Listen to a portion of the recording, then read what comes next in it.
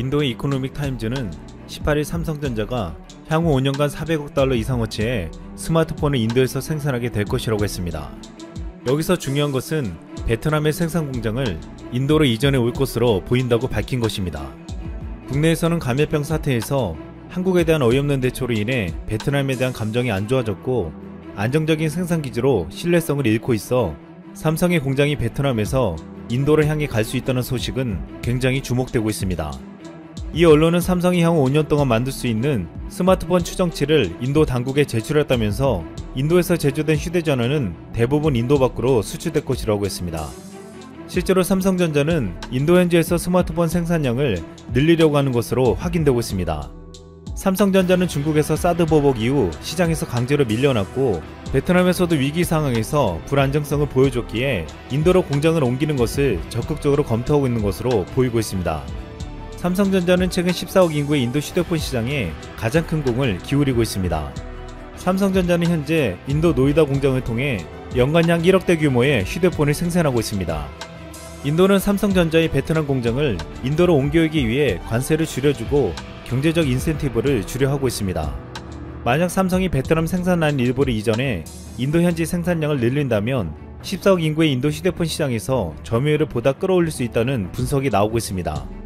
인도는 베트남이나 중국보다 높은 7%대의 꾸준한 경제 성장률을 보이고 있고 평균 연령도 29세에 불과해 노동력이 풍부하고 거대한 내수 소비 시장을 가지고 있습니다.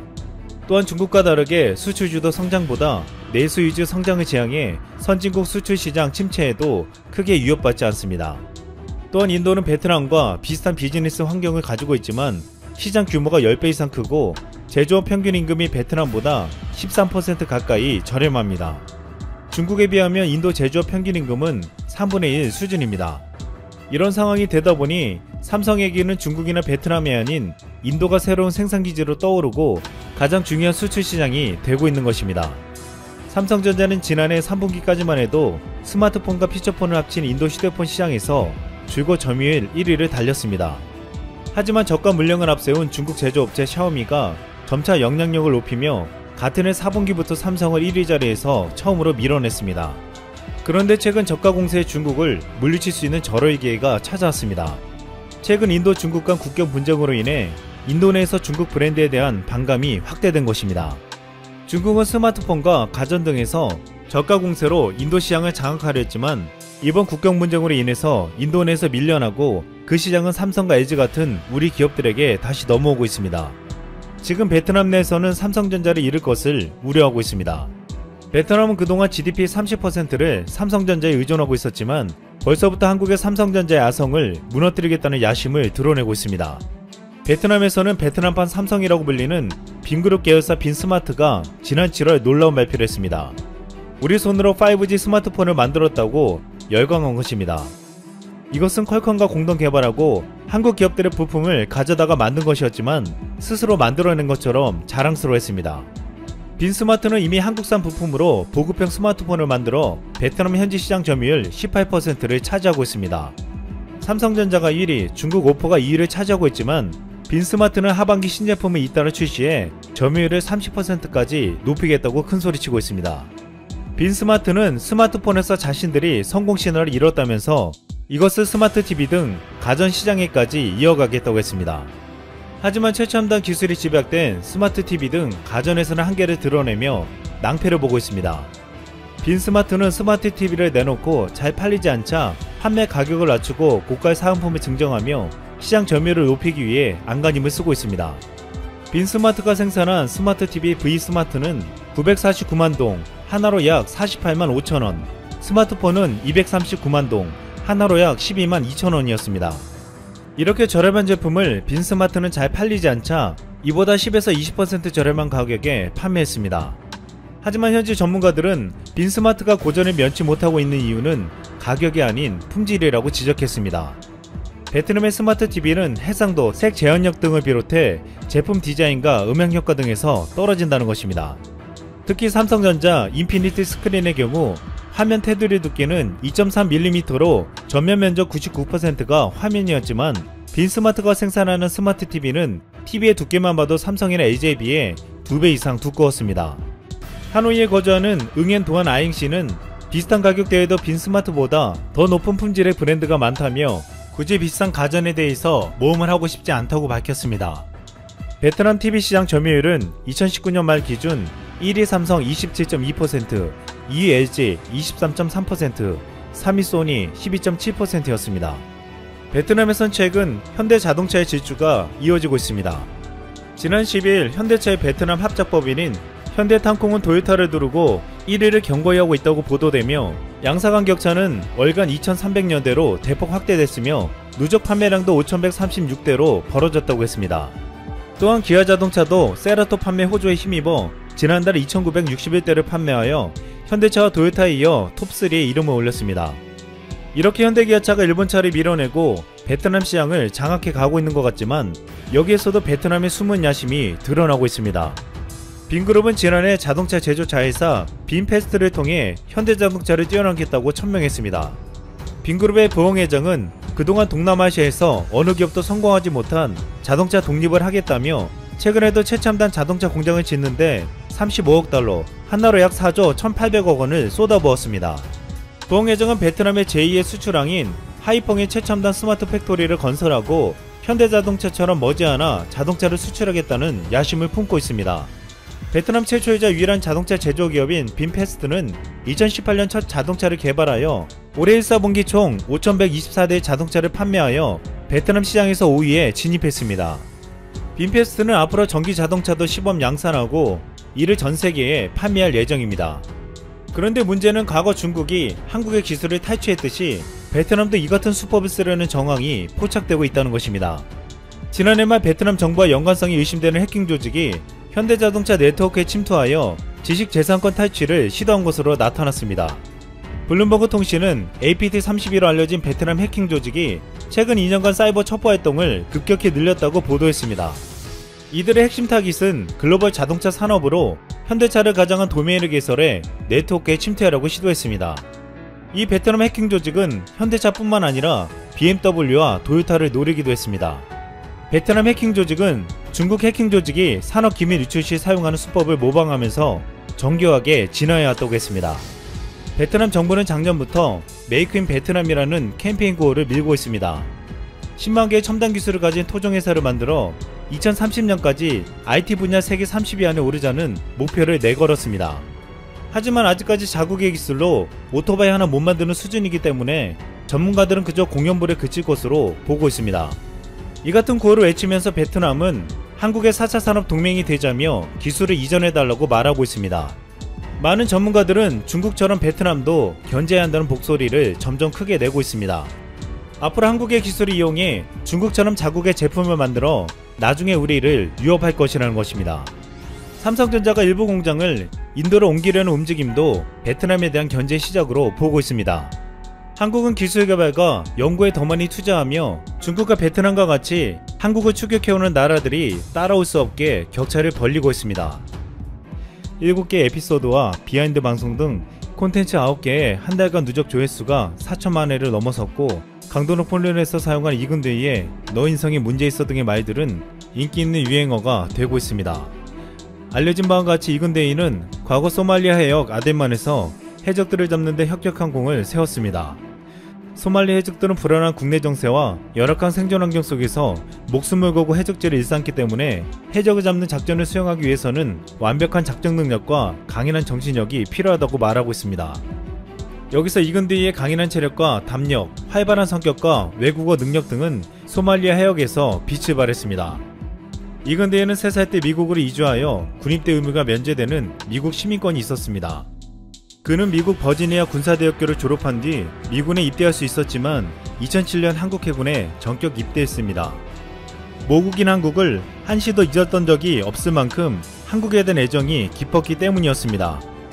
이근대이는 고국의 해군 장교로서 국제평화의 최전선에서 세계평화에 기여하고 특수부대원으로서 실전 경험을 쌓기 위해 대한민국 UDT에 지원했다고 했습니다. 그는 뜻대로 한국의 해군 장교가 되어 청해부대에서 대한민국 해군의 위상을 높이며 세계 평화를 위해 싸웠습니다. 그는 특히 기억에 남는 사건으로 2009년 아덴만을 지나가던 사이프러스 국적상선 알렉산드로우 등 세 척을 공격하던 해적선을 추적, 퇴치한 것을 꼽았습니다. 당시 호송 작전을 마치고 해양안보 작전을 수행 중이던 청해부대는 해적들로부터 총격을 받고 있으니 도와달라는 다급한 요청을 받았습니다. 해적 출몰 지점으로부터 50여 킬로미터 떨어져 있던 청해부대는 즉각 출동하여 6분여 만에 헬기를 급파해 현장을 덮쳤습니다. 이근대가 지휘하는 청해부대 고속단정 3척은 재빨리 해적선을 포위했고 순식간에 해적 9명을 제압했습니다. 해적선 곳곳에는 미처 바다에 버리지 못한 고폭탄도 한정과 실탄, 탄창, 단검들이 쏟아져 나왔습니다. 그곳에서 한 달여 전에 인질로 붙잡혀 노예생활을 하던 어민 5명을 구출해냈습니다. 이근대가 활약했던 청해부대는 아덴만의 수호자라 불리며 해적들로부터 우리 선박의 안전을 책임져 왔습니다. 그런데 11년 전인 2009년 5월 4일 청해부대는 우리 선박이 아닌 곳에서 다급한 구조 요청을 받았습니다. 해적에게 쫓기고 있다. 서툰 영어와 북한 말투로 번갈아가면서 SOS 요청이 들려온 것입니다. 구조 요청은 금방 해역을 항해하는 모든 선박들에게 전달되었는데 청해부대는 가장 먼저 구조 신흥에 반응을 보였습니다. 다급히 구해달라는 선박은 다름 아닌 북한 화물선 다박솔호였습니다. 청해부대는 구조 요청 10분 만에 긴급 출격했습니다. 당시 청해부대 부대장이었던 장성호 대령은 인터뷰에서 북한 선박이라서 더욱 망설이지 않았다. 일촉즉발의 상황에서도 한치의 주저함 없이 구조에 뛰어들게 한 건 다름 아닌 동포회였다고 했습니다. 청해부대의 링스 헬기가 현장에 도착할 때 이미 소말리아 해적선은 북한 다박소로에 3km 인근까지 접근해 있었습니다. 링스 헬기가 조금이라도 늦게 왔다면 북한 선원들은 해적들에게 납치될 수밖에 없는 상황이었습니다. 링스 헬기는 해적선의 접근을 차단하기 위해 곧바로 유협 비행을 시작했고 헬기에 탑승한 우리 저격수들은 경고사격 태세를 취했습니다. 이 같은 위세에 기가 눌린 소말리아 해적은 방향을 틀어 현장에서 급히 달아날 수밖에 없었습니다. 해적선이 달아나는 것을 확인하고도 링스 헬기는 북한 화물선의 주변을 감시하는 작전 비행을 2시간가량 펼쳤습니다. 북한 화물선 다박소로는 해적선이 떠나갔음에도 우리 청해부대에 계속 교신을 유지해달라고 요청했습니다. 이에 청해부대는 벗어난 항로를 바로잡아주고 대한민국 해군이 귀선의 안전을 보호하겠다고 안심을 시켰습니다. 이렇게 청해부대는 우리 선박뿐만 아니라 우리 동포인 북한 선박까지도 해적의 위협에서 지켜주었습니다. 이 같은 청해부대는 처음으로 파견되어 작전에 들어간 날부터 우리를 놀라게 했습니다. 2009년 4월 덴마크 국적의 상선 퓨마호는 해적들에게 쫓기고 있다며 긴급구조 요청을 해왔습니다. 청해부대는 함재에긴 링스를 급파해 해적들이 퓨마호에 오르려는 순간 위협비행을 통해 쫓아냈습니다. 덴마크 상선의 선장은 해적이 승선하려고 기도하는 긴박한 상황에서 한국군이 신속하게 해적을 물리쳐준 데 대해 고맙다며 깊은 감사 인사를 표했습니다. 최초로 우리 문무대항함이 소말리아에 급파 결정이 났을 때 전문가들은 부정적인 시선을 보냈습니다. 아역말리 소말리아 해역에서 단 한 척의 함정으로 우리 선박을 안전하게 호송한다는 게 무모해 보인다고까지 했습니다. 악랄하게로 정평이 나 있는 소말리아 해적을 상대하는 일은 결코 쉽지 않아 보였기 때문입니다. 하지만 한국의 청해부대는 작전 첫날부터 해적을 상대로 용맹한 모습을 보여주었습니다. 이때부터 청해부대는 해적 잡는 저승사자라 불리며 소말리아 해적들에겐 공포의 대상이 되고 있습니다. 이렇게 청해부대가 강력한 이유 중 하나는 UDT가 구사하는 특공무술 무사트가 있었습니다. 지난 2016년 대한민국 해군 특수전전단 UDT실의 위험을 보여주는 한 영상이 해외 누리꾼들에게 큰 화제가 된 바 있습니다. 훈련의 일환으로 근접 전투무술 무사트를 선보이는 대원들의 몸놀림은 보는 이들의 입을 벌어지게 만들었습니다. 해외 누리꾼들은 어디 나라 군인이냐, 너무 무섭다, 완벽한 기술이다, 저런 군인을 적으로 둔 북한은 너무 불쌍하다 는 등의 대한민국 군인들이 무시무시한 실력을 가지고 있다고 극찬했습니다. 이 영상에서 보여준 무사트 체계는 해군 특전단 출신이 2012년 개발한 전술체계로 단검으로 목과 가슴, 대동맥과 아킬레스건을 공격해 단번에 치명상을 가져오는 최고 수준의 실상 무술입니다. 현대전에서 시가전 비중이 높아지면서 근접전투의 중요성도 커지고 있습니다. 이 때문에 근접거리에서 적을 제압하기 위한 전술로 무사트는 놀라운 위력을 가지고 있습니다. 이근대에는 한국 해군 특전단은 미국 네이비실 팀과 연합훈련을 많이 한다며 그들에게 무사트를 보여주자 체계적이고 실전적인 기술이라며 반응이 좋았다고 말하기도 했습니다. 또한 이근대에는 네이비실 팀에서 우리에게도 무사트를 가르쳐달라고 요청하기도 했다고 했습니다. 무사트는 단순히 단검을 쓰는 기술만이 아니라 소총, 권총, 단검, 맨손 전투 기술을 하나의 시스템으로 운영하는 근접 전투 기술입니다. 무사트는 작전 시 비효율적이거나 실전성이 없는 것은 과감하게 배제하고 반대로 실전에 도움이 되는 것은 어떤 것이든 수용해 실전성을 높인 특공 무술입니다. 한국의 특공 무술은 과거 북한 격술의 영향을 받아 만들어졌고 꾸준히 발전해왔습니다. 1977년 북한군 이영선은 임진강을 헤엄쳐 건너와 귀순했습니다.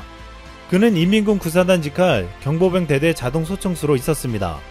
경보병 부대 요원들은 태권도와 유도, 권투, 레슬링 등에서 가장 공격적인 품새만 골라서 만든 격수를 단련하고 있었습니다. 실제로 북한 특수군은 격술훈련에서 한 명이 15명을 상대로 하는 실전 훈련까지 한다고 했습니다. 이영선은 구사단 경보병 대대원 중에서도 10손가락 안에 들던 격술의 고수였습니다. 그는 귀순 후 태권도를 단련한 한국군 특공 요원들과 자유대련을 벌였는데 압도적인 우세로 전승을 거뒀습니다. 이에 자극을 받은 한국군 수뇌부에서는 북한의 격술에 필적할 만한 무술 개발에 착수했습니다. 이때부터 우리 군은 전국 무술의 대가 중 우수한 기량을 가진 무술인을 섭외하여 특수 임무 수행에 적합한 무술 연구와 새로운 기법을 개발해왔습니다. 이렇게 한국군은 북한의 격술에 대응할 만한 실전에 강한 특공 무술을 만들었고 이는 무사트에 이르기까지 진화되어 온 것입니다.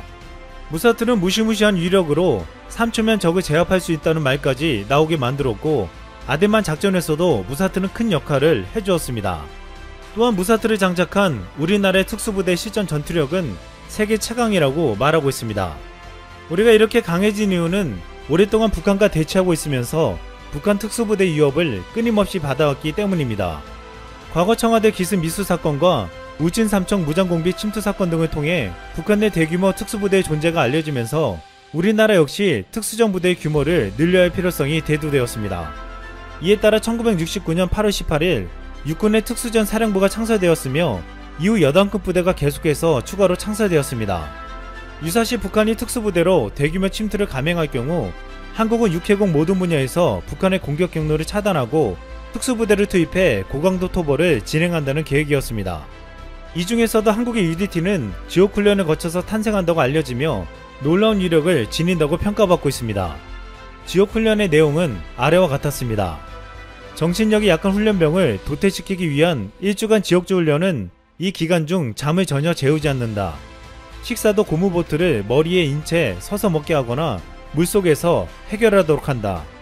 지옥훈련 과정을 통해 만들어진 UDT는 무시무시한 위력을 가지게 되며 무사트를 앞선 우리 해군 특수부대는 아덴만 작전에서 세계 각국의 주목을 받으며 인정받을 당시 한 외신 보도에서는 세계 최고 수준에 도달했다는 평까지 들었습니다.